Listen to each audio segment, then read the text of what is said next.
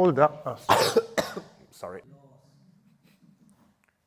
Hey guys, so today we will look at uncomfortable pinning, and I see it in a lot of instructionals, or in general, a lot of people are showing pins to hold people down, and this is really good. But now imagine that we add one layer to it, and we do the same in passing. We want to make it uncomfortable for our partner.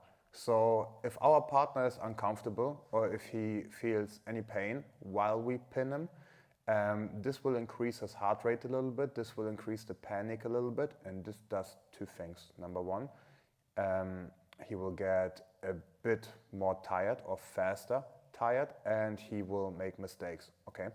I just want to demonstrate this before we actually start. So if Linus lays here, just on his back, exactly, just lay on your back. And even, let's say, I wedged him in place. So let's say I beat the inside position, so he can't use his inner arm and everything. So I pretty much won the complete exchange, yeah? Still, if I just stay here, it's not really uncomfortable for him, okay? But if I shift my weight, like if I just fall on him, on his solar plexus, now it's a bit harder to breathe for him, okay? And if we are in the middle of a match, he will panic immediately, okay? Right now he's calm, everything is good, but we just need to understand that if I can make him think a little bit more, panic a little bit more, we can advance faster and we can finish faster, okay?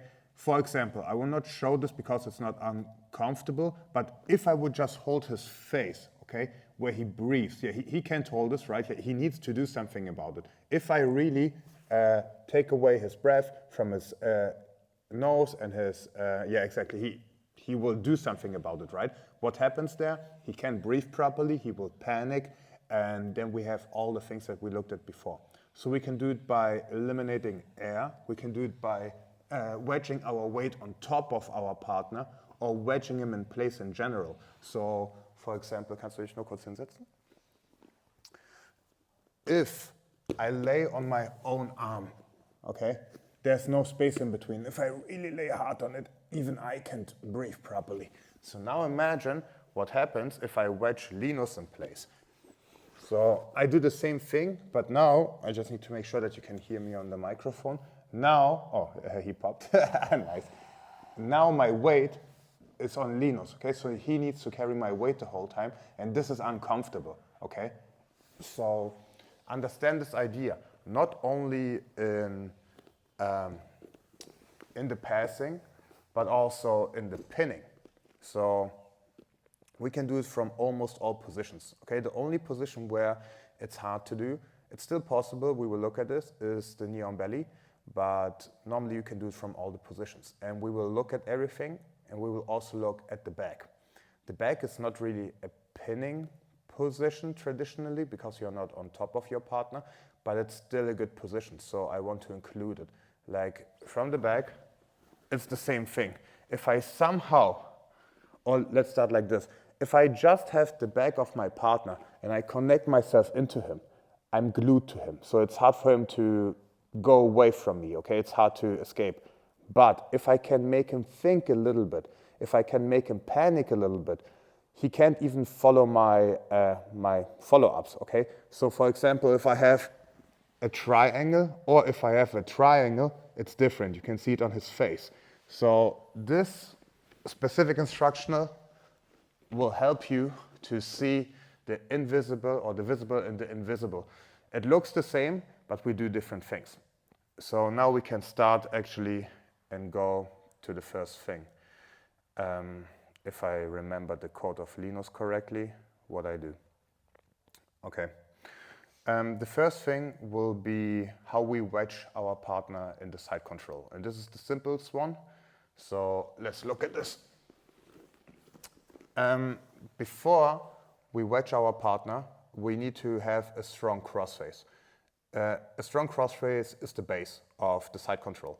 So even if my partner has an elbow on the inside, and actually I need to demonstrate it with an elbow on the inside because if it's not there, I will choke my partner too quick or it will be too uncomfortable.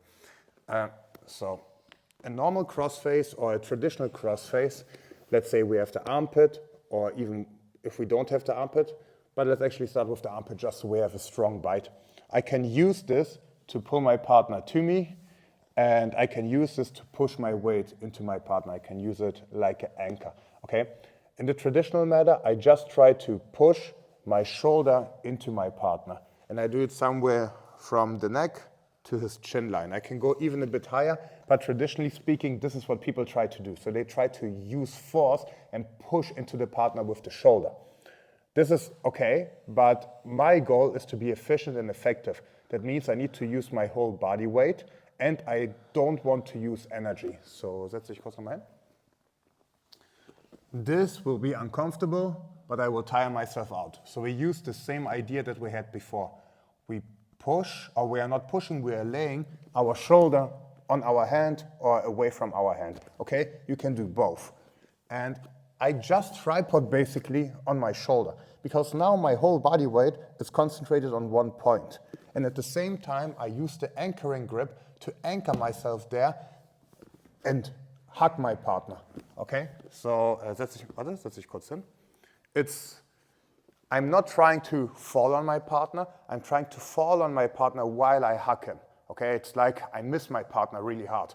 So now, if I apply these things into the crossface, he will have elbow on the inside. I can pull the elbow to my lower body now, or I bring my lower body to my elbow, so my hamstring or my calf is connected. And now I anchor myself by falling with my shoulder. Oh, sorry, you see this, what I mean? Even with the elbow, even with the elbow on the inside, the crossface is very, very strong. And this is because we are starting to anchoring ourselves. Previously, I only brought my body weight on it with the shoulder.